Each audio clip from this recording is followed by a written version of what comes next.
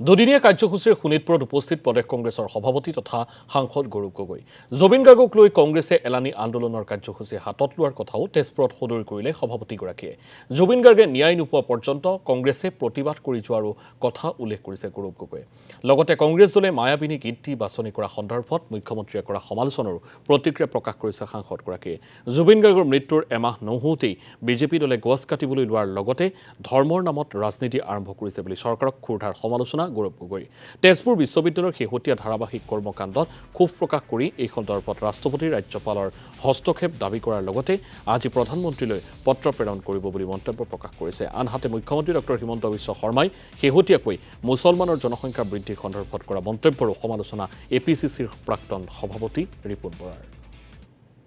গীতটো আমি সকলোৱে গাই আছো মানে ৰাতি খুলে আপুনি মায়াবিনী শুনি থাকিব আপোনালোকে খোজকাঢ়িলেও মায়াবিনী হৈ থাকিব এতিয়া জুবিন দা আমাৰ আত্মাত সোমাই আছে জুবিন দাৰ তেওঁলোকৰ কৈ যোৱা কথাবোৰ আমাৰ কাণত বাজি আছে জুবিন দাৰ সেই ইণ্টাৰভিউ আমাৰ মনত বাৰম্বাৰ ৰিপ্লে হৈছে এমাহো তেওঁ মানে বিয়োগৰ পিছত হৈ যোৱা নাই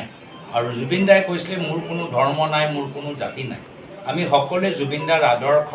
শ্ৰদ্ধাৰে সোঁৱৰিছোঁ আৰু বৰ্তমান চৰকাৰে গছো কাটিবলৈ আৰম্ভ কৰিলে আৰু ধৰ্ম তেওঁলোকৰ ৰাজনীতি কৰিবলৈ আৰম্ভ কৰিলে আমিও আমাৰ জিলাই জিলাই মম শিক্ষা আমি সমদল আয়োজন কৰিছোঁ পৰৱৰ্তী দিনত আমাৰ দাবী স্পষ্ট যে জুবিন গাৰ্গক ন্যায় দিব লাগে গভৰ্ণৰ আৰু অনাৰেবল প্ৰেচিডেণ্ট অফ ইণ্ডিয়াক অনুৰোধ জনাইছোঁ যে তেজপুৰ ইউনিভাৰ্চিটি সন্দৰ্ভত তেওঁলোকে ইণ্টাৰভিউ কৰক আজি সন্ধিয়াৰ ভিতৰত মই নিজে প্ৰধানমন্ত্ৰীলৈ এটা চিঠিৰ যোগেদি তেজপুৰ ইউনিভাৰ্চিটি গোটেই বিষয়টো মই যিমান বুজি পাইছোঁ সেইখিনিও মই অৱগত কৰাম ইমান দিনে তেখেতে কথাটো কিয় কোৱা এতিয়া ইলেকশ্যনলৈ তিনিমাহ থাকোঁতে তেখেতৰ মনত পৰিল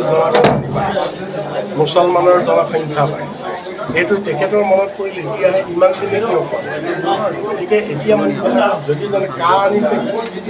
কা আইনখন অনাৰ পিছত জনসংখ্যা আৰু বাঢ়িবহে কাৰণ একোটা বিদেশী মানুহ